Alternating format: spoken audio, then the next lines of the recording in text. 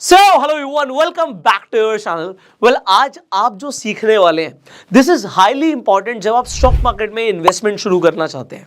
सी, आप कहीं पर भी अपना पैसा डालने वाले हैं, अपना हार्ड अर्न मनी डालने वाले हैं, तो आप क्या बिना सोचे समझे पैसा डाल दोगे?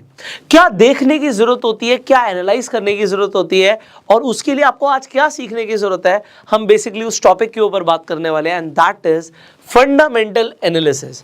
सी, बेसिकली जब आप इन्वेस्ट करना चाहते हैं, दो चीजें इंपॉर्टेंट है। एक है फंडामेंटल एनालिसिस और दूसरी होती है टेक्निकल एनालिसिस। हम अभी आने वाली कुछ वीडियोस के अंदर टेक्निकल एनालिसिस को भी इन डेप्थ सीखने वाले हैं, पर अभी हम बात कर रहे हैं कि आप किस तरीके से किसी भी स्टॉक की फंडामेंटल एनालिसिस करो। अब फंडामेंटल एनालिसिस का शॉर्ट में बताऊं क्या मतलब होता है, इसे कॉम्प्लिकेट नहीं करते। सबसे पहले मुझे देखना है कि भाई जो भी मैं चीज खरीद रहा हूं, क्या वो मुझे सस्ते में मिल रही है या महंगे में मिल रही है। इसका मतलब क्या होता है, वॉरेन बफे बोलते हैं कि आप वैल्यू इन्वेस्टिंग करो। लोग आपको कंफ्यूज करेंगे बड़े बड़े टर्म्स बोल के। देखो, फंडामेंटल एनालिसिस के अंदर लोग आपको गाइड करेंगे कि आप वैल्यू इन्वेस्टिंग करो। अब वैल्यू इन्वेस्टिंग के लिए आपको बहुत टाइम लगाने की जरूरत नहीं है। वैल्यू इन्वेस्टिंग के लिए बस आपको इतना समझने की जरूरत है कि मैं जो भी बाय कर रहा हूं, मैं जो भी स्टॉक बाय कर रहा हूं, वो उस स्टॉक की इंट्रिंसिक वैल्यू से ऊपर बाय कर रहा हूं या नीचे बाय कर रहा हूं। देखो, दो चीजें होती है, एक होती है वैल्यू और एक होती है प्राइस। प्राइस वो है जो आप देते हो और वैल्यू वो है जो आपको मिलती है। And it is not just in stock market. See, मैं ओवरऑल बिजनेस की बात करता हूं। आप कहीं पर भी किसी भी चीज के लिए पैसा देते हो, चाहे आज वो गाड़ी हो या अपना हेयर कट आप करवाते हो। आपने हेयर कट के लिए पैसा दिया और आपको उसके बदले में वैल्यू मिली। अब आपको ये देखना, वैल्यू उस हिसाब से मिली नहीं मिली। किसी ने आपसे 50 रुपए हेयर कट के चार्ज करे और उसने आपको मजा दे दिया। उसने हेयर कट के बाद आपकी फ्री में मसाज भी करी, बाल काटने से पहले शैम्पू भी किया, आपको लगा यार वैल्यू बहुत अच्छी दी है, और 50 रुपए तो कुछ भी नहीं है। और किसी ने आपसे 500 रुपए लिए हेयर कट के और उसने आपको सेटिस्फाई भी नहीं किया, आपको मजा भी नहीं आया और हेयर कट भी बेकार हुआ।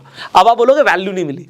तो अब ये तो हुआ एक रियल लाइफ एग्जाम्पल वैल्यू का। पर जब आप कुछ खरीदने जा रहे हैं, अभी हम स्टॉक की बात करें, एग्जांपल आप कहते हैं कि मैं गोल्ड खरीदने जा रहा हूं। अब आपको गोल्ड में क्या पता लगता है कि मैं गोल्ड खरीद रहा हूं, मेरे पास एक प्रीशियस मेटल आ रहा है, आज वो मान लीजिए 50,000 का भाव है उसका 10 ग्राम का, तो आप 50,000 रुपए देके आज गोल्ड लेकर आ रहे हो। अब आपको कैसे पता आपने खरीदा महंगा या सस्ता खरीदा है? सी, यू डू नॉट नो। आपने प्राइस दिया, आपको वैल्यू मिली, आपको गोल्ड मिल गया। एक चीज यहां पर ये है कि क्योंकि आपको ये पता है कि गोल्ड का तो यार यूनिवर्सल वैल्यू सेम है। आजकल में थोड़ा बहुत फ्लक्चुएट डेफिनेटली कर सकता है, बट अगर मैंने आज 50,000 का खरीदा है तो वो 50,000 का बिक भी सकता है। स्टॉक के केस में भी ये है। पर कभी कभी हम क्या करते हैं, अब ये गोल्ड की जगह मैं रियल एस्टेट पे आ जाता हूं। अब आपको समझ आएगा, आपने एक प्रॉपर्टी 1 करोड़ रुपए की खरीदी, अब वो 1 करोड़ की है या नहीं है ये कैसे पता लगेगा? गोल्ड तो सबके पास सेम है, किसी भी ज्वेलर के पास जाओगे एक ही रेट देगा कोई भी। बट यहां पे जैसे ही आप आ जाते हो रियल एस्टेट खरीदने, चीजें बदल कैसे जाती हैं। एक प्रॉपर्टी आप 1 करोड़ की ले रहे हो, अब आप कहेंगे यहाँ पे बहुत सारी चीजें मैटर करती हैं। आप कहोगे लोकेशन मैटर करती है, उसके बाद आप कहोगे मान लीजिए आप कोई फ्लैट ले रहे हैं तो उसके भैया कंस्ट्रक्शन किस तरीके की हुई है वो मैटर करती है, उसका एरिया मैटर करता है, बहुत सारी चीजें मैटर करती है। तो ये बहुत सारी चीजें जो मैटर करती हैं, वो बहुत सारी चीजों की एनालिसिस आप करते हो और उसके बाद आप खरीदते हो। तो आपको ये पता लगता है कि मैं 1 करोड़ रुपए दे रहा हूं तो उसके बदले में मुझे वैल्यू क्या मिल रही है। और फिर उसके बाद आप क्या करते हो, सब कुछ देखने के बाद फिर आप पीयर कंपैरिजन करते हो। पीयर कंपैरिजन क्या होता है, और ये हम स्टॉक मार्केट में भी करने वाले हैं। पीयर कंपैरिजन क्या है कि भैया 1 करोड़ का फ्लैट यहां पे मिल रहा है और 1 करोड़ का फ्लैट 1 किलोमीटर दूर मिल रहा है, बट यार ये वाला फ्लैट ज्यादा अच्छा है, इसका साइज भी बड़ा है, इसमें 1 BHK मेरे को ज्यादा भी मिल रहा है, वो 3 BHK है। मान लीजिए आपको लगता है यार 4 BHK मिल रहा है मुझे तो, और यहाँ पे यार इसकी जो फेसिंग है नॉर्थ ईस्ट फेसिंग है, इसकी लोकेशन भी बेटर है, मार्केट भी पास है, स्कूल भी पास है, आपका हॉस्पिटल भी पास है, ये थोड़ा सा दूर है, यहाँ पे मेट्रो स्टेशन भी पास है। सो अब आपने बहुत सारे फैक्टर ऐड कर दिए और उसके बाद आपको ये क्या दिखता है, मैंने एक पीयर कंपैरिजन किया कि ये बेटर है। अब आप क्या करते हो, थोड़ा सा और सर्च करते हो, आपको पता लगता है एक और फ्लैट है वो 95 लाख में मिल रहा है और वो बिल्कुल बगल वाली बिल्डिंग में है, बाकी सारी चीजें सेम है। अब आप क्या करोगे, अब आप कहोगे यार 95 वाला बेटर है। अब ये आप कैसे पहुंचे कंक्लूजन पे, क्योंकि आपने कोई ना कोई एनालिसिस करी है।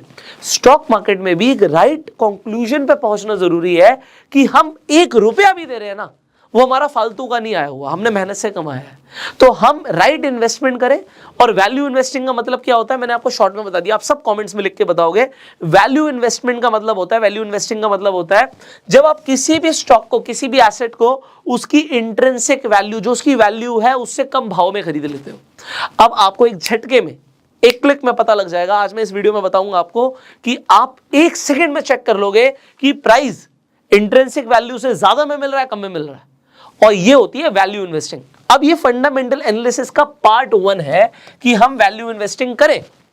पार्ट 2 क्या है? पार्ट 2 आ जाता है यार, चीज तो ऊपर में मिल रही है, इंट्रिंसिक वैल्यू से ऊपर में मिल रही है, तब भी उसका प्राइस बढ़ता जा रहा है। अब आपको लगेगा यार इंट्रिंसिक वैल्यू से तो कम प्राइस आ ही नहीं रहा। ये किस चीज के ऊपर डिपेंड करता है? अब मार्केट के अंदर कुछ रेशियोज होते हैं। इंट्रिंसिक वैल्यू आप आज खुद से शायद निकालने जाएंगे, आपको थोड़ा सा टाइम लग सकता है, इसीलिए मैंने आपको बोला मैं आपको एक क्लिक में बता दूंगा कि आपको कैसे चेक करना है। ये तो आपको पता लग ही जाएगा अब कि प्राइस जो है वो इंट्रिंसिक वैल्यू से ज्यादा पे है, कम पे है। कम पे है तो मेरे लिए सबसे पहला चेकलिस्ट है कि डन, मैं इसे खरीदना चाहूंगा। अब आ जाते हैं रेशियो एनालिसिस। अब रेशियोज कैसे बनते हैं? रेशियो देखो, मैं ना कुछ भी कॉम्प्लेक्स नहीं करूंगा। पहली बात तो मेरा कोई बैकग्राउंड है नहीं फाइनेंस से, और मैथमेटिक्स मुझे स्कूल में बहुत कम समझ आती थी, इसीलिए मैंने इंजीनियरिंग को ऑप्ट नहीं किया। ऑल्दो पढ़ाई करी, बट मुझे समझ आया यार ये नंबर्स मेरे दिमाग से ऊपर की चीज है। क्यों? क्योंकि मुझे सिंपल चीजें समझ आती हैं। सिंपल, कोई मेरे से सिंपलिसिटी से बात करेगा ना, मुझे समझ आएगा।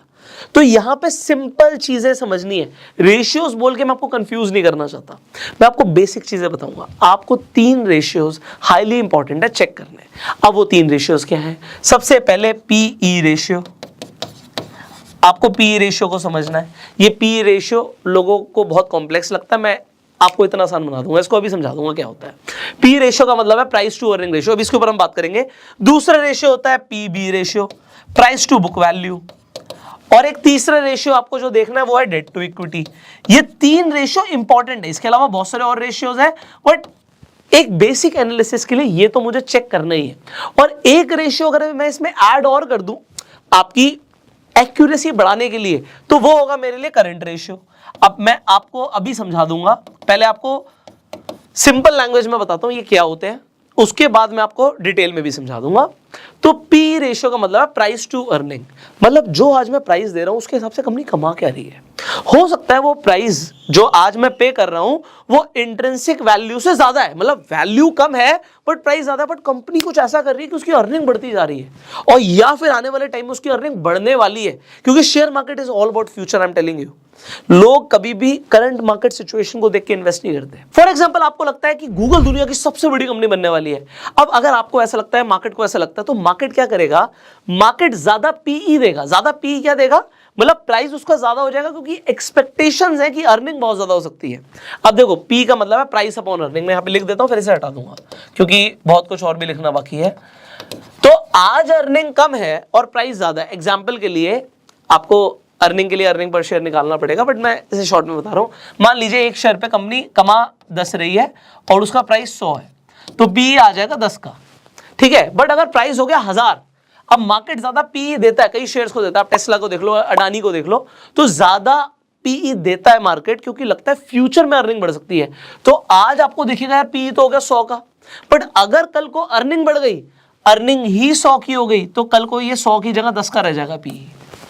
तो प्राइस आज मार्केट ज्यादा दे सकती है किसी भी स्टॉक को, so this is price to earning. But अब होता क्या है, अगर आपको दिख रहा है प्राइस आपको दिख रहा है 100 का है और अर्निंग पर शेयर है आपका 100 का, पी आ रहा है 10 का, तो इसका मतलब क्या हुआ? शॉर्ट में यार आप कहोगे बिल्कुल देसी लैंग्वेज में बताओ। देसी लैंग्वेज में मतलब यह है कि अगर आप किसी भी कंपनी को पैसा दे रहे हो, अगर आप किसी भी शेयर को खरीद रहे हो, मतलब आप कंपनी को पैसा दे रहे हो और उसका पी 10 का है, तो आप 1 रुपया कमाने के लिए 10 रुपए दे रहे हो। इसका मतलब ये होता है आज आप 1 रुपया कमाने के लिए 10 रुपए दे रहे हो सकता है आपको लगे यार कल को बहुत ज्यादा फायदा हो सकता है आपका, क्योंकि कंपनी की अर्निंग अगर बढ़ गई तो पी और कम हो जाएगा, हो सकता है कंपनी का पी 5 का रह जाए।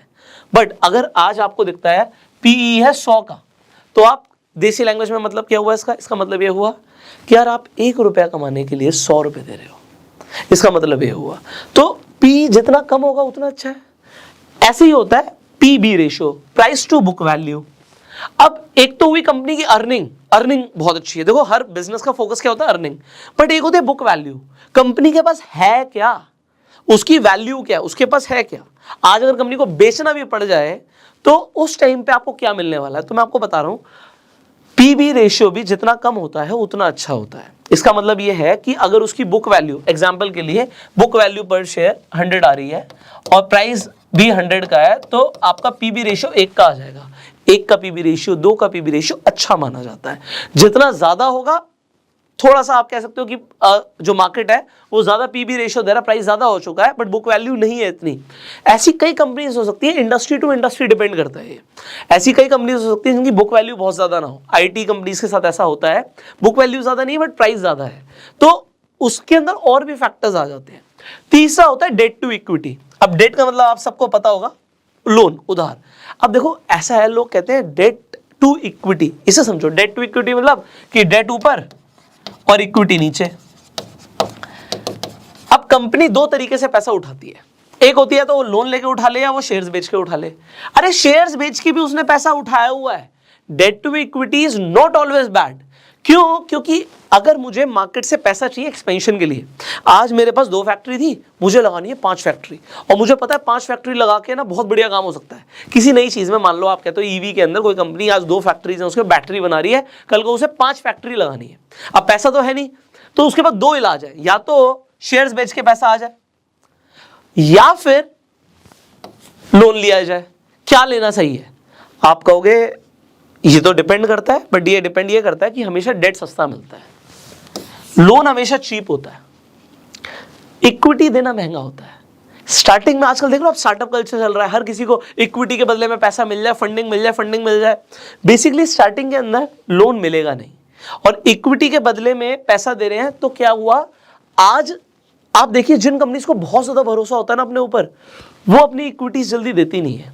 उन्हें पता है यार हम बढ़िया कर रहे हैं। एग्जाम्पल ज़ीरोधा, आप लोगों ने हो सकता है ज़ीरोधा पे अपना डीमैट अकाउंट खुलवाया हो, तो ज़ीरोधा ने इक्विटी दी नहीं। अगर जरूरत होगी एक्सपेंशन की तो लोन ले लेंगे। तो ये मैं आपको क्यों समझा रहा हूं, लोग कहते हैं डेट टू इक्विटी रेशियो कम होना चाहिए, मैं भी यही बोल रहा हूं कि कम होना चाहिए। कंपनी ने पहले इक्विटी देके पैसा लिया हुआ, फिर वो और अगर लोन लेती जा रही है तो वो थोड़ा सा गलत है। बट डेट लेना भी गलत नहीं है अगर डेट की रीपेइंग कैपेसिटी है। तो अगर डेट की रीपेइंग कैपेसिटी है कंपनी के पास, तो लोन लेना गलत नहीं, क्योंकि लोन सस्ता पड़ेगा। अगर आपने, एग्जांपल के लिए मैं ज़ीरोधा की बात कर रहा था, अगर आपने ज़ीरोधा पे अभी तक डीमैट अकाउंट नहीं खुलवाया तो लिंक डिस्क्रिप्शन कमेंट बॉक्स में है, आप आज ही जाके अपना डीमैट अकाउंट खुलवा सकते हैं। अगर आपको शेयर मार्केट में इन्वेस्ट करना है या फिर आपको ट्रेड करना है तो आपको एक डीमैट कम ट्रेडिंग अकाउंट चाहिए होता है। So Zerodha is a market leader, you can open your account. अब यहाँ पर हम डेट टू इक्विटी रेशियो की बात कर रहे थे, इसी पे आ जाते हैं।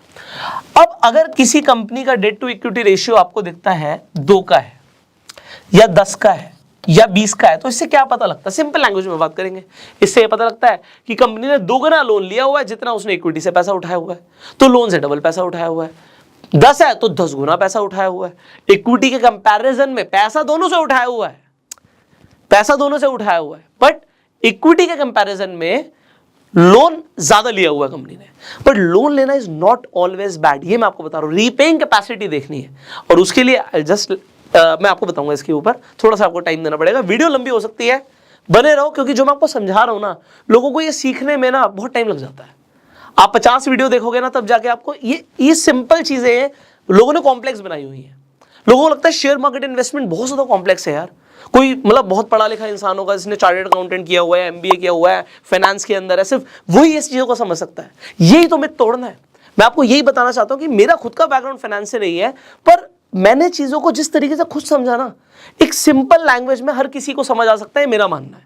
इसीलिए मैं आपके लिए वीडियोस बना रहा हूं, आपको अच्छी लगे तो शेयर भी करना। सो डेट टू इक्विटी रेशियो कम होना चाहिए, ये हमारा आइडियल पॉइंट है। बट हम एक चेक और ऊपर लगाएंगे इसके ऊपर कि डेट कंपनी ने लिया हुआ है बट उसकी रीपेइंग कैपेसिटी क्या है, उसके लिए क्या करना है, आई जस्ट टेल यू।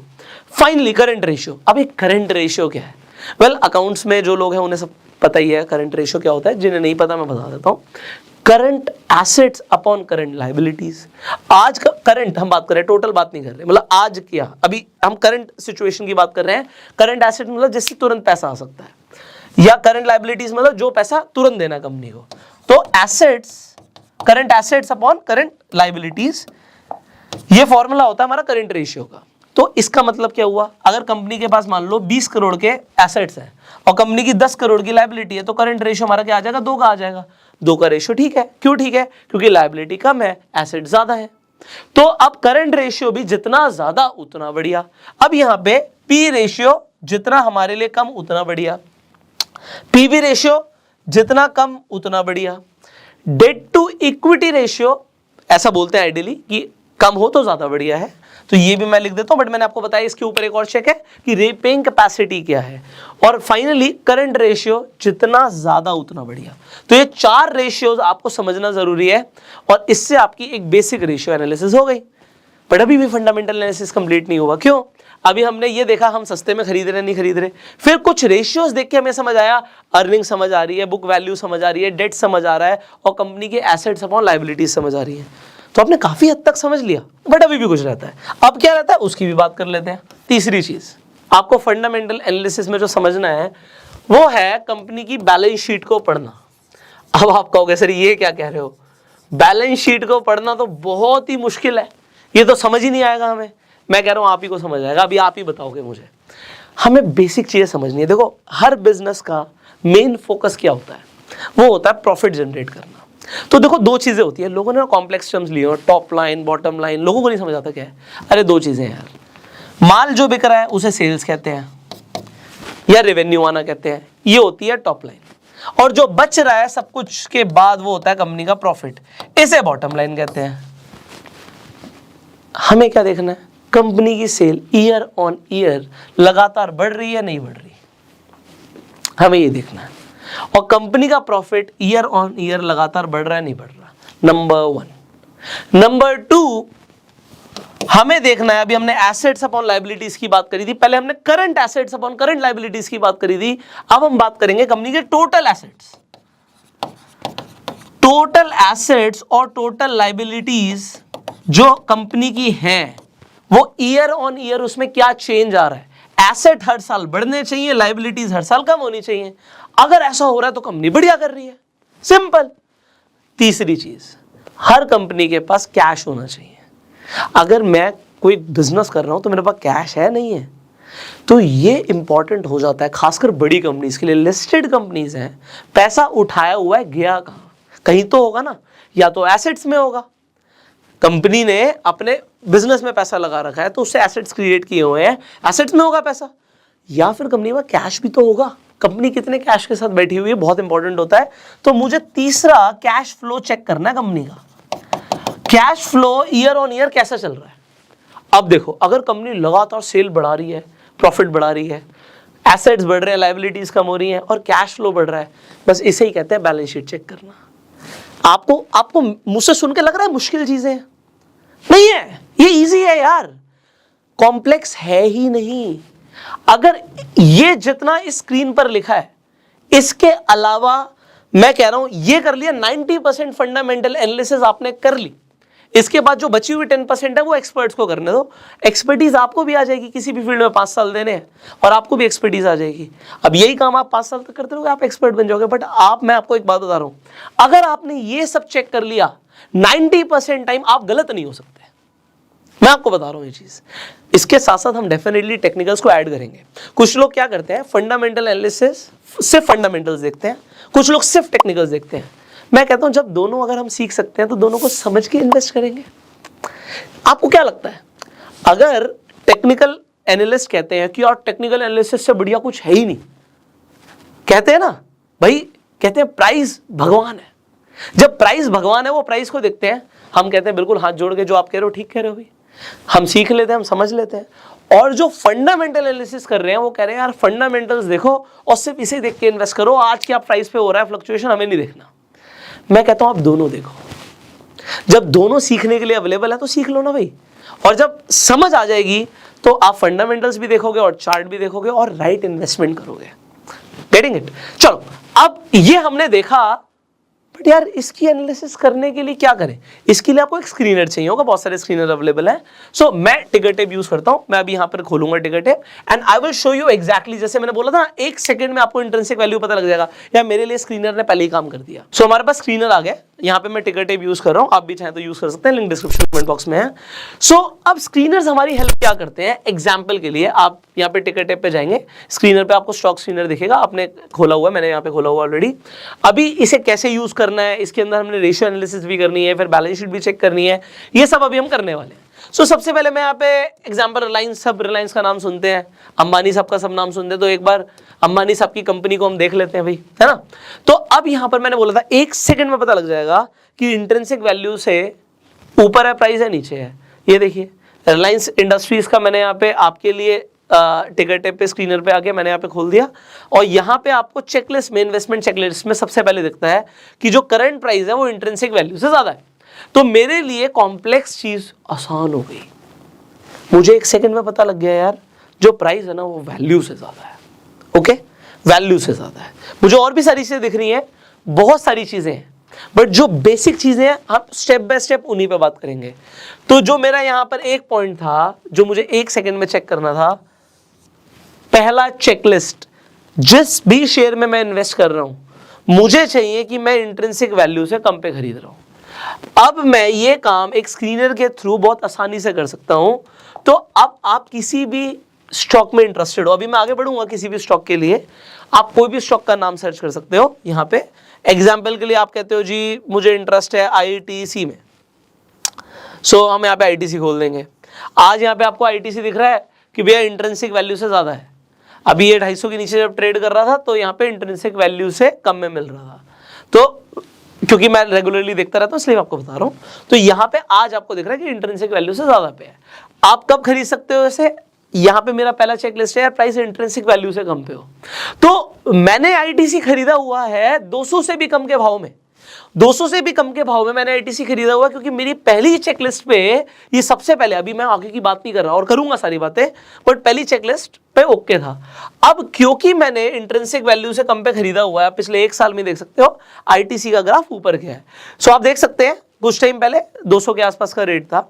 सो अब 200 से भी पहले अगर किसी ने खरीदा हुआ है तो उसे एक अच्छी रैली का फायदा मिला। अब ये चेक करना कि ये प्राइस, आपको कैसे पता लगेगा कि ये स्टॉक भागेगा, कैसे पता लगेगा, हम फंडामेंटल एनालिसिस करेंगे। अब फंडामेंटल एनालिसिस में नंबर 1 पॉइंट है कि प्राइस इंट्रिंसिक वैल्यू से कम हो। अगर आप कहते हो कि मुझे आज आईटीसी खरीदना है, आप खरीद सकते हो, मैं कोई रिकमेंडेशन नहीं दूंगा, बट मेरा चेकलिस्ट है, आप अपना चेकलिस्ट बना सकते हो। मेरा चेकलिस्ट है कि यार मैं उस स्टॉक को तब खरीदता हूं जब वो अपनी इंट्रिंसिक वैल्यू से कम पे हो। This is point number 1 for me, कि इंट्रिंसिक वैल्यू से कम खरीद रहा हूं तो भैया वैल्यू इन्वेस्टिंग तो मैंने कर दी है। एग्जांपल ले लेते हैं भाई, मैं कई सारी कंपनीज को सर्च करता हूं, तो मैं कोई भी स्टॉक रिकमेंडेशन नहीं देना चाहता, ना मैं देता हूं, मैं आपको बता रहा हूं। एग्जाम्पल के लिए ये कंपनी ले लेते हैं। सो इस कंपनी का प्राइस आपको दिख रहा है एसएमसी ग्लोबल का 78.5 है। अब यहां पे अगर आप इन्वेस्टमेंट चेकलिस्ट देखो मेरी, तो मैं सबसे पहले कहता हूं इंट्रिंसिक वैल्यू से कम पर हो। अगर ये है, अब मैं आगे बढ़ूंगा। सो मेरा यार आप देखो सिर्फ 3 पैरामीटर्स थे फंडामेंटल एनालिसिस में, एक हो गया, एक पे टिक लग गया। अब भाई साहब दूसरी चीज है, अब ये रेशियो एनालिसिस की बात कर रहे हैं हम। अब ये रेशियो एनालिसिस क्या होती है, मैंने बोला सिर्फ 4 रेशियो देखने हैं, एक पी रेशियो देख लो, एक पीबी देख लो, एक डेट टू इक्विटी देख लो, एक करंट देख लो। आज वो देख ही लेते हैं क्योंकि देखना बहुत जरूरी है। अब आप खुद से कर रहे हो फंडामेंटल एनालिसिस, बस मेरे साथ कर रहे हो, और किसी भी कंपनी के लिए कर सकते हो। इनफैक्ट अगर आपने किसी कंपनी में पैसा लगाया हुआ है तो जरूर करना, क्योंकि जब लगाया था तब फंडामेंटल एनालिसिस करी नहीं थी। आज नुकसान हो सकता हो रहा हो, तो और ज्यादा ना हो सकता है ठीक टाइम हो बाहर निकलने का, ये भी इंपॉर्टेंट है। अब यहां पर दूसरी चीज देखते हैं, थोड़ा सा मैं यहां पर नीचे करूंगा, स्क्रॉल डाउन करूंगा, तो यहां पे कुछ दिख रहा है मुझे पी रेशियो दिख रहा है 4.74 का। ओके, ये ज्यादा है कम है, इंडस्ट्री वाइज डिपेंड करता है। अभी मैं पीयर कंपैरिजन भी करूंगा, बट यस ज्यादातर लोग आपको ये बोलेंगे कि अगर किसी भी कंपनी का पी 20 से नीचे होता है तो जनरली अच्छा होता है। आज मैं, आप समझिए, पैसा लगा रहा हूं, तो ये जो मैं पी रेशियो देख के पैसा लगा रहा हूं, मुझे दिख रहा है 20 से कम का है, तो मेरे लिए अभी एक राइट टिक है। पीवी रेशियो मैंने आपको बताया, ये भी जितना कम हो उतना बढ़िया होता है। प्राइस टू बुक वैल्यू, तो बुक वैल्यू ज्यादा है, प्राइस कम है। अच्छा, कई लोगों का सवाल आएगा कि सर हमें किसी कंपनी का पी रेशियो नेगेटिव में दिख रहा है, एग्जांपल दिखा रहा हूं आपको, फिर हम इसी स्टॉक की दोबारा एनालिसिस कर लेंगे। एग्जांपल जोमेटो पे आ जाओ, तो मैं जोमेटो पे आ गया, ओके, पी रेशियो के लिए इनसफिशिएंट डाटा है, बट आपको दिखता है पी रेशियो -42 है। अभी माइनस का मतलब क्या है? देखो, माइनस का मतलब यह है प्राइस तो कभी भी नेगेटिव नहीं हो सकता, तो प्राइस तो मुझे दिख रहा है 62 रुपए का है, बट अर्निंग नेगेटिव में हो सकती है। तो अगर मैं यहीं पे इसकी एनालिसिस करूं, सो अगर मैं फाइनेंशियल्स में जाऊंगा, अभी हम बैलेंस शीट की बात कर रहे थे, तो अगर कंपनी प्रॉफिट नहीं बना रही, नेट इनकम देख रहे हो आप माइनस में दिख रही है, अगर नेट इनकम कंपनी की आपको दिख रहा है कि लॉस हो रहा है, तो उसका पी रेशियो नेगेटिव में आएगा। बट इंपॉर्टेंट क्या है, इंपॉर्टेंट चीजें समझानी जरूरी है। पी रेशियो नेगेटिव में हो सकता है, पी बी रेशियो नेगेटिव में नहीं हो सकता, तो बुक वैल्यू कुछ ना कुछ तो होगी। बुक वैल्यू 3 की है, अब ये ज्यादा है कम है आप बताएंगे। वैसे आपको समझ आ रहा है कि पी बी रेशियो के हिसाब से देखें तो 3 का बुक वैल्यू गलत नहीं है, ठीक है, ये गलत नहीं है। तो बुक वैल्यू है कंपनी के पास, प्राइस आज 3 गुना ज्यादा है उसकी बुक वैल्यू से, ये अलग बात है, तो वो मार्केट देता है। अब कुछ और समझ रहे हैं, यहाँ पे सेक्टर पी -165 का है, अब कोई बोले कि 42 का गलत है, सही है, सो अभी हमें काफ़ी कुछ करना है। बेसिकली यार प्रॉफिट मेकिंग कंपनीज में पैसा लगाओ तो ज़्यादा अच्छा रहता है। सो एक अभी हम एनालिसिस कर ही रहे थे आपके साथ, एक सेकेंड, कुछ और खोल लिया हमने, so just a second, okay. So मैं शेयर की बात कर रहा हूँ एग्जाम्पल के लिए। अब मुझे कैसे पता लगेगा, ये मैंने बोला 20 से कम होता है बढ़िया होता है, तो मैं यार एक पीयर पी देखना चाहता हूं, उस सेक्टर का पी क्या है। यहां पे आपको सेक्टर का पी भी दिख रहा है 20 है, सॉरी पी दिख रहा है 20 है, 20 का पी सेक्टर का है। ये कंपनी अभी क्या बिजनेस में है, ये एक एडवांस फंडामेंटल एनालिसिस की बात होगी। जो मैंने बोला 10% चीजें रह गई हैं, वो 10% में क्या आता है ये भी मैं आपको बता देता हूं। एक इंपॉर्टेंट ये आता है, मैं बता देता हूं, वो आप लिख लो, नोट्स बना लो। सारा तो मुझे भी नहीं पता, मैं आपको क्लियर बोल सकता हूँ, मैं कोई एक्सपर्ट नहीं हूँ, बस जितनी चीजें मुझे समझ आती है मैं आपको वो बता सकता हूँ। आपको क्या देखना होता है, सबसे पहले उस कंपनी का बिजनेस क्या है, उस बिजनेस की एक्चुअल में मार्केट में नीड है भी नहीं है। फिर आपको उस बिजनेस का फ्यूचर पर्सपेक्टिव देखना होता है कि फ्यूचर में वो बिजनेस कैसा करेगा। एग्जांपल, आप कोल इंडिया लिमिटेड की बात करते हो, तो आज वो बिजनेस क्या कर रही है, पब्लिक सेक्टर की कंपनी है, आपको समझ आ रहा है, तो गवर्नमेंट की कंपनी कोल इंडिया की बात कर रहे हैं हम, आज उनका बिजनेस कोल के ऊपर डिपेंड करता है, बट आने वाले टाइम में लोग रिन्यूएबल एनर्जीज के ऊपर ज्यादा जा रहे हैं। तो एक अभी उसकी भी एनालिसिस मैं करने वाला हूं, तो मुझे फ्यूचर भी देखना है। अगर आप फ्यूचर ओरिएंटेड की बात करोगे, अडानी ग्रीन का शेयर भाग रहा है क्योंकि लोगों को दिख रहा है फ्यूचर है, टेस्ला का शेयर भाग रहा है क्योंकि लोगों को लगता है फ्यूचर है। तो बिजनेस क्या है, उसकी जरूरत कितनी है, भाई गाड़ी बनाती है टेस्ला, गाड़ी तो मारुति भी बनाती है, बट टेस्ला बहुत ज्यादा हाइप्ड क्यों है, क्योंकि फ्यूचर आपको देखना जरूरी होता है। ये कुछ चीजें आपको देखनी है। दूसरा, वो कंपनी जो भी कर रही है उसकी उस बिजनेस के अंदर मोनोपोली है या नहीं है। अगर कोई भी कंपनी बिजनेस कर रही है उसकी मोनोपोली है, एग्जाम्पल आईआरसीटीसी की बात करो, दूसरा कौन है भाई मार्केट में।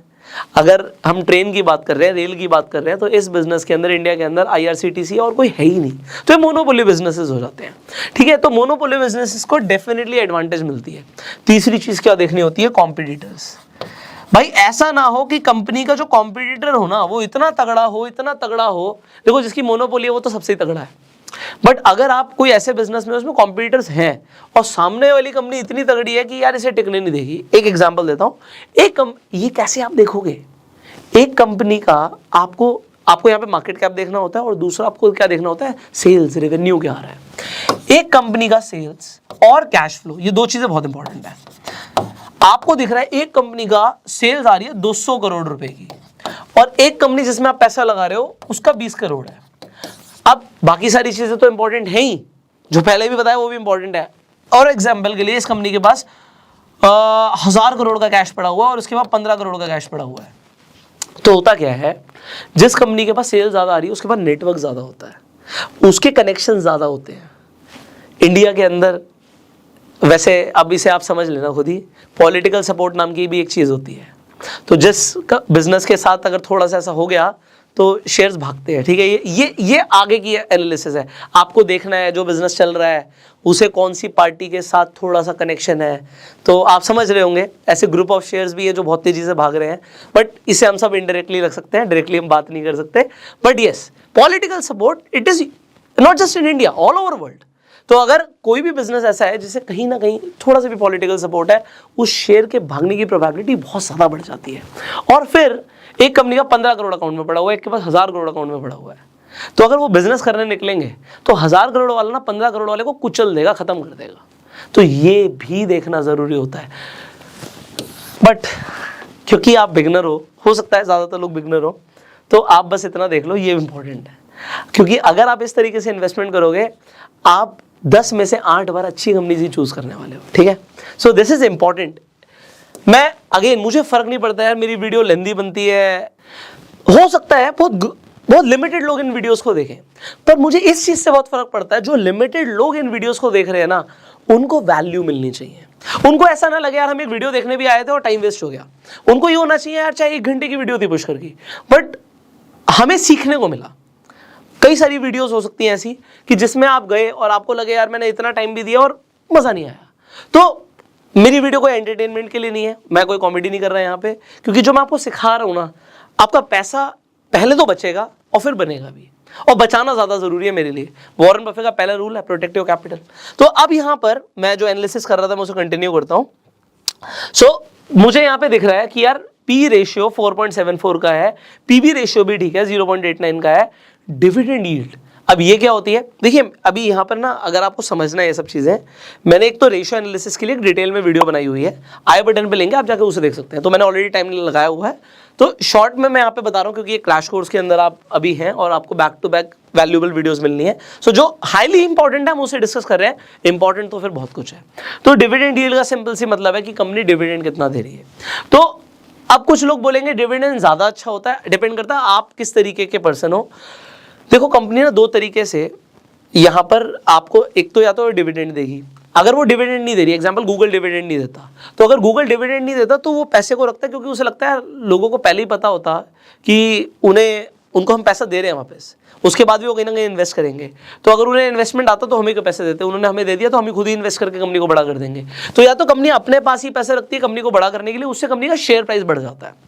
और अगर आप बहुत सारी कंपनीज देखेंगे, आप ओएनजीसी देखेंगे, इंडियन ऑयल देखेंगे, उनका डिविडेंड आपको यील्ड बहुत ज्यादा देखेगा। कोल इंडिया की मैंने बात करी थी, तो कोल इंडिया का डिविडेंड यील्ड, हम कोल इंडिया की बात कर रहे थे तो मैं खोल ही देता हूँ क्योंकि एनालाइज तो आप कर ही रहे हैं। ये देखिए हमने कोल इंडिया की बात करी, अब ये वो 10% वाला पॉइंट यहाँ पे इंपॉर्टेंट है, इंट्रिंसिक वैल्यू से कम पर है भाई। पीई 8.33 का है, इंडस्ट्री पीई 13 का है, कम है। पीबी रेशियो 3.30 का, मतलब प्राइस बुक वैल्यू से ज्यादा का है। डिविडेंड यील्ड, डिविडेंड बहुत अच्छा दे रही है कंपनी, 7.25% का है। बट मैं इन्वेस्ट करूं ना करूं, अब यहाँ पे आपका, अभी हम आगे की भी बात करेंगे, अभी बैलेंस शीट की भी बात करनी है, और भी चीजें हैं, पर इंपॉर्टेंट क्या था, पहले बिजनेस भी देखना है, वो बिजनेस कर क्या रही है, उसकी जरूरत कितनी है, आने वाले टाइम में फ्यूचर पर्सपेक्टिव क्या है। ये थोड़ा सा एक लेवल ऊपर है, बट आपको खुद देखना है, अदरवाइज आपको कोल इंडिया की बाकी के फाइनेंशियल ठीक ठाक लगने वाले हैं। तो यहां पे मैं आपको कुछ दिखाना चाहूंगा, क्योंकि आप यहां पर समझ रहे हैं कि जो प्राइस है हो सकता है टेम्परेरी फेज में अभी ग्रो भी कर रहा हो, क्योंकि कंपनी आज के लिए, आज तो चल ही रहा ना सब कुछ, फ्यूचर में क्या होने वाला है। बट इसी तरीके से अगर मैं कोई और फ्यूचर ओरिएंटेड कंपनी की बात कर दूं तो उसका आपको शेयर प्राइस ना अलग लेवल पे भागता हुआ दिखेगा। So example Adani green energy. अब आप यहां पे कहते हो इसे देखते हुए या इसे देखते हुए, ओके, सो प्राइस कहां पे 66 रुपीज था और इसने हाई जो मारा हुआ है वो आपको दिख रहा है भैया 3000 रुपए का मारा हुआ है। तो आपको दिख रहा है इंट्रिंसिक वैल्यू से इस वक्त बहुत ज्यादा है, तो इन्वेस्टमेंट तो मैं आपको बिल्कुल सजेस्ट नहीं कर रहा, बस मैं आपको एक पॉइंट बता रहा हूं, जो मैंने आपको पॉइंट बताया था। पी रेशियो देखिए 674 का है, 674, और इंडस्ट्री पी 27 का है। मार्केट बहुत ज्यादा पी भी दे सकता है किसी कंपनी को, जैसे कि यहां पर दिया हुआ है, पीबी रेशियो भी बहुत ज्यादा है। तो इन्वेस्टमेंट तो बिल्कुल नहीं करनी, इन्वेस्टमेंट तो बिल्कुल नहीं करनी। इन्वेस्टमेंट आप तब शायद कर सकते थे जब प्राइस बहुत कम था, बट आज की डेट में तो आपको इन्वेस्टमेंट बिल्कुल नहीं करनी। बट मैं आपको बस ये बता रहा हूं कि फ्यूचर ओरिएंटेड कंपनीज का शेयर प्राइस अलग लेवल पे भागता है। तो यहां पे आप समझ रहे हो, 27 रुपए से अगर कंपनी का प्राइस 2700 चला गया तो 100 गुना की ग्रोथ है। 1 लाख रुपए 1 करोड़ भी बनता है शेयर मार्केट में, ऐसे बनता है, बट संभल के। अगेन एक हम एनालिसिस कर रहे थे, मैं वहीं पे दोबारा आ जाता हूं क्योंकि आपको फाइनेंशियल्स भी दिखाने हैं। सो अब ratio analysis you understood, alright. So आपको रेशियो एनालिसिस समझ आ रही है यहाँ पे।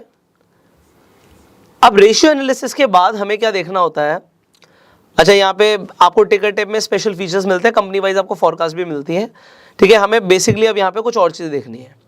अब वो क्या देखनी है, देखो यहाँ पे अब आ गई हमारी, जो हमें समझना था, हमें कंपनी के फाइनेंशियल समझने थे। तो मैंने आपको बात करी थी, एक होती है टॉप लाइन, एक होती है बॉटम लाइन। टॉप लाइन का मतलब होता है सेल्स, रेवेन्यू क्या आ रहा है, कंपनी के पास आ क्या रहा है और बच क्या आ रहा है, ये इंपॉर्टेंट है और हाईली इंपॉर्टेंट है। अब कंपनी के पास ईयर ऑन ईयर हम देख रहे हैं 2019, 20, 21, 22 हमारे पास यहाँ पे डेटा है। तो जब मैं 2019, 20, 21, 22 की बात कर रहा हूँ, तो उससे 59 दिख रहा था, इसलिए मैंने थोड़ा सा साइड किया आपके लिए, ओके।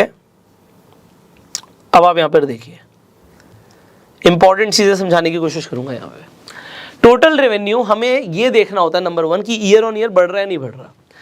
2019 में ऑलमोस्ट 750 करोड़, 759, 784, फिर 908, 1100 और अभी तक आपको दिख रहा है 1140।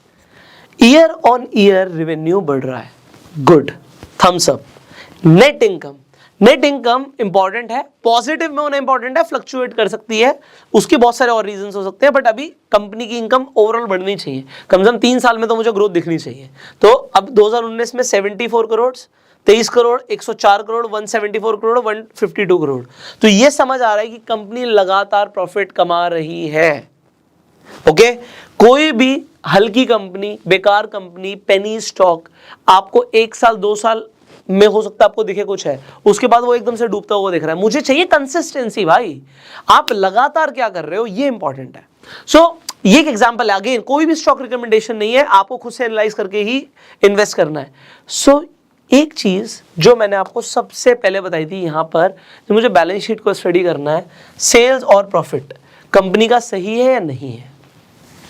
ओके भाई, ओके रिपोर्ट है, P ratio okay, PB ratio okay. अभी डेट टू इक्विटी और करंट रेशियो भी चेक कर लेते हैं 1 मिनट। इनफैक्ट एक कंपनी की बात नहीं है, आपको लगता है निफ्टी 500 की मैं बात करता हूं, आप किसी भी कंपनी का सबसे पहले ये बेसिक जो रेशियोज है ना, ये आप स्टॉक स्क्रीनर पर जाकर देख सकते हो। यहाँ पे जब आप स्टॉक्स यूनिवर्स में जाओगे, आपको निफ्टी 50 दिख रहा है, निफ्टी मिड कैप 100 दिख रहा है, निफ्टी 100 दिखता है। आप निफ्टी 500 के अंदर भी अगर आप देखना चाहते हो, मैंने यहाँ पे निफ्टी 500 सेलेक्ट किया हुआ है, सो आप यहाँ पे फिल्टर डाल लो। आपको मैंने बोला कि हमें यहाँ पर क्या क्या चाहिए, हमें एक डेट टू इक्विटी चाहिए, मैंने लिया हुआ है डेट टू इक्विटी ऑलरेडी, और मुझे एक चाहिए होता है इंटरेस्ट कवरेज रेशियो। मैंने आपको बोला था कि कंपनी की पावर क्या है इंटरेस्ट पे करने के लिए। देखिए इंटरेस्ट कवरेज रेशियो हमने लिया हुआ है, और एक मुझे चाहिए था करंट रेशियो, तो करंट रेशियो भी लिया हुआ है। अब करंट रेशियो मैंने आपको बताया था जितना ज्यादा उतना बढ़िया। सो अब एग्जांपल के लिए मुझे यहां पर देखना है कंपनी का डेट टू इक्विटी रेशियो। अब देखिए यहां पर ऐसी ऐसी कंपनीज है जहां पे डेट बहुत ज्यादा है और इक्विटी के कंपैरिजन में डेट बहुत ज्यादा है। सो डेट टू इक्विटी आपको यहां पर दिख रहा है। एग्जांपल शॉपर्स स्टॉप लिमिटेड की हम बात करते हैं, आपको पता होगा शॉपिंग के लिए जाते हैं, तो यहां पर डेट टू इक्विटी रेशियो आपको 2700 से ऊपर का दिख रहा है, ऑलमोस्ट 2800 के आसपास। उसके बाद करंट रेशियो क्या देखना होता है कि लाइबिलिटी ज्यादा है, एसेट ज्यादा है। सो अगर एसेट ज्यादा होता तो 1 से ऊपर होता, अभी लाइबिलिटी ज्यादा है तो 0.77 दिख रहा है। और इंटरेस्ट कवरेज रेशियो भी हमारा ज्यादा होना जरूरी है, यहाँ पे 0.53 का मतलब जितना इंटरेस्ट लिया हुआ है उसके हिसाब से इनका इंटरेस्ट कवरेज रेशियो ठीक नहीं है। और अगर मैं यहां पे एक छोटी सी एनालिसिस करना चाहूं, कोई भी स्टॉक आपके सामने खुला हुआ है, आपको बेसिक एनालिसिस करनी बहुत जरूरी है। सो आपको दिख रहा है इंट्रिंसिक वैल्यू से अभी प्राइस ज्यादा है, तो आप इस शेयर को नहीं खरीदोगे। देन बिजनेस देखना, फ्यूचर देखना, मोनोपोली देखनी, बहुत सारी चीजें हैं। तो ये आपको कैसे पता लगेगा, मैंने आपको ये बता दिया। अब हम आ जाते हैं फाइनेंशियल्स पे। ओके, एक एग्जाम्पल इसी कंपनी की हम बात कर रहे थे। सो फाइनेंशियल्स में हमने एक चीज समझ ली थी, वो थी सेल्स एंड प्रॉफिट। उसके बाद इनकम में आ गई सेल्स एंड प्रॉफिट। अब बैलेंस शीट का जो दूसरा पार्ट था हमारा, वो था हमारा कि कंपनी के पास टोटल एसेट्स और टोटल लायबिलिटीज कितनी है और उनका ईयर ऑन ईयर क्या चल रहा है। सो अगर मैं एसेट्स की बात करूं तो यहां पे हम टोटल एसेट्स देख रहे हैं, हम ये एसएमसी के एग्जांपल के लिए बात कर रहे हैं। सो टोटल एसेट्स आपको दिख रहा है 2350 करोड़, 1800 करोड़, 2300 करोड़ और almost 2900 crore. So year on year ठीक है, मुझे ग्रोथ दिख रही है, कुछ ड्रास्टिकली कम नहीं है, बट लाइबिलिटीज बढ़ रही है, कम हो रही है। सो लाइबिलिटीज यहां पर 1600 करोड़, फिर कम हुई 1900 करोड़, 1600 करोड़, 2000 करोड़। सो अब अगर आपको एक बेसिक चीज देखनी हो कि एसेट ज्यादा है, लाइबिलिटी ज्यादा है, सो आप एसेट्स कहेंगे 3000 करोड़ के हैं और 2000 करोड़ की लाइबिलिटी है। लाइबिलिटी अगर और कम हो जाती है कंपनी के लिए और अच्छा है। ये एनालिसिस है, अगेन आपको खुद से चेक करना आप जिस भी कंपनी में पैसा लगा रहे हो। सो फिलहाल के लिए again a green list, because green check है यहाँ पे, एसेट ज्यादा है, लाइबिलिटीज कम है, बट अगर लाइबिलिटीज बढ़ गई तो एकदम से मेरे लिए क्रॉस लग जाएगा, ठीक है। तो मुझे ऑल द टाइम चेक करना होता है। आप जिस भी कंपनी में इन्वेस्ट कर रहे हो, सी शेयर का प्राइस आपका ऊपर जा रहा है, आप कुछ नहीं चेक करोगे, आपको चेक तब करना है जब आपको ये देखना है कि कम हो रहा है, क्या हो रहा है। अगर कम हो रहा है तो एक और इंपॉर्टेंट चीज आ जाती है जो कि होती है प्रमोटर की प्लेजिंग क्या है। अब ये प्लेजिंग क्या चीज आ गई? प्लेजिंग का मतलब होता है, देखो जो प्रमोटर्स होते हैं, मतलब प्रमोटर का मतलब क्या होता है, देखो कंफ्यूजिंग टर्म्स हैं ये सब। अब हम क्या करते हैं, हम जब कोई बिजनेस शुरू करते हैं तो हम अकेले होते हैं। किसी ने कोई मिठाई की दुकान खोली तो वो खुद चला रहा है ना, यहाँ पे टेक्निकल टर्म में उसे प्रमोटर बोल देते हैं। मतलब जिन्होंने कंपनी शुरू करी है वो प्रमोटर्स हैं, उनके पास इक्विटी होती है, उनको होल्डिंग्स होती है शेयर्स की। अगर वो चाहे तो अपने शेयर्स एकदम से बेच भी सकते हैं या उसके बदले में पैसा उठा सकते हैं। अच्छा, कोई शेयर के बदले में पैसा कब उठाएगा? जब उसे मार्केट से पैसा नहीं मिल रहा। सो ज्यादा प्रमोटर की जो शेयर्स हैं उनकी प्लेजिंग होना अच्छा नहीं होता। सो यहाँ पे आपको ये भी दिख जाएगा, आप होल्डिंग्स पे जब जाओगे, आप ये स्क्रीनर पे बहुत आसानी से देख सकते हो कि जो प्रमोटर ने जो उसकी होल्डिंग्स हैं वो बढ़ रही है या कम हो रही है, और प्लेजिंग बढ़ रही है या कम हो रही है। इंपॉर्टेंट चीज, पिछले 6 महीने में प्रमोटर की होल्डिंग बढ़ी है, मतलब प्रमोटर अपने ही शेयर खरीद रहा है। कोई बंदा अपने ही शेयर क्यों खरीदता है? क्योंकि अगर उसे लगेगा कि कंपनी में पोटेंशियल है, या इस वक्त ठीक है यार मैंने पहले शेयर्स दिए थे, अब मैं दोबारा अपने ही शेयर्स खरीद लेता हूं। ये बहुत इंपॉर्टेंट चीज है, एडवांस हो रहा है अब ये फंडामेंटल एनालिसिस का एक लेवल ऊपर का वर्जन है, but yes it is important to learn. और अगर प्लेजिंग बढ़ रही होती तो तुरंत रेड फ्लैग आ जाता मेरी तरफ से, बट प्लेजिंग कम हो रही है, प्रमोटर की होल्डिंग्स जो है, जो प्लेज्ड है वो इनसिग्निफिकेंट है लिखा हुआ है, दिस इज इंपॉर्टेंट। तो शेयर होल्डिंग पैटर्न को देखिए। पहली बात तो अभी इस कंपनी के अंदर, चलो एक और एडवांस लेवल पे जाते हैं। जैसे ही किसी भी कंपनी के अंदर म्यूचुअल फंड्स या फॉरेन इंस्टीट्यूशनल इन्वेस्टर्स एंटर करते हैं, उसका शेयर भागेगा, बहुत तेजी से भागेगा। क्यों भागेगा? क्योंकि जब कोई फॉरेन इंस्टीट्यूशन आके पैसा डालता है, जनरली वो बड़ा पैसा डालते हैं, म्यूचुअल फंड हाउस बड़ा पैसा डालते हैं, शेयर भागता है, और फिर दिखता है उन इस फॉरेन इंस्टीट्यूशन ने या म्यूचुअल फंड हाउस ने इस शेयर में पैसा लगाया हुआ है, तो और लोग भी पैसा लगाते हैं। अगर आप किसी कंपनी का, ये अगेन एग्जांपल आपको खुद से एनालाइज करना है, ठीक है, 4000 से ऊपर आपको कंपनीज दिखेंगी एनालाइज करने के लिए, खुद से एनालाइज करना है। अगर किसी शेयर के अंदर आज की डेट में म्यूचुअल फंड्स नहीं घुसे हुए या फॉरेन इंस्टीट्यूशन नहीं घुसे हुए और बाकी सब कुछ सही दिख रहा है, बाकी सब कुछ सही दिखना इंपॉर्टेंट है। अगर बाकी सब कुछ बेकार दिख रहा है फिर तो ये तो बिल्कुल ही बेकार है, फिर तो वो घुसेंगे ही नहीं। बट आप ये देखो, अगर सब कुछ सही दिख रहा है और आज वो नहीं घुसे, तो आपने उस कंपनी को कब पिक किया है? जब सही समय था। अब एक चीज और देखनी होती है, जिसमें ऑलरेडी घुस जाए उसमें उनकी जो इन्वेस्टमेंट्स है बढ़ रही है नहीं बढ़ रही।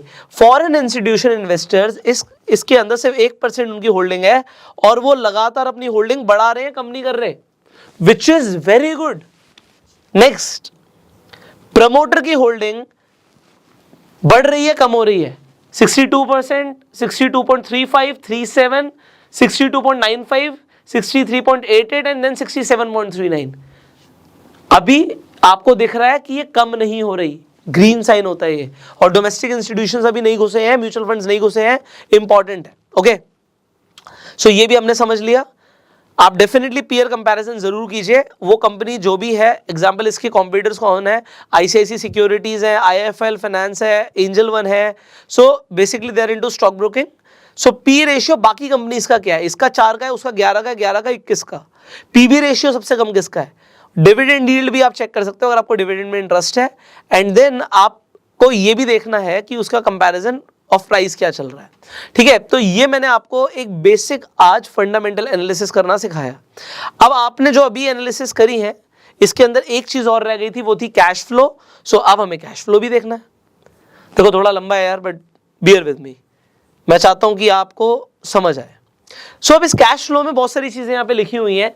नेट चेंज इन कैश है, आपको बेसिकली फ्री कैश फ्लो देखना होता है, कंपनी के पास फ्री कैश फ्लो कितना है। तो यहां पे 2018 से ही देख लेते हैं 1 मिनट के लिए।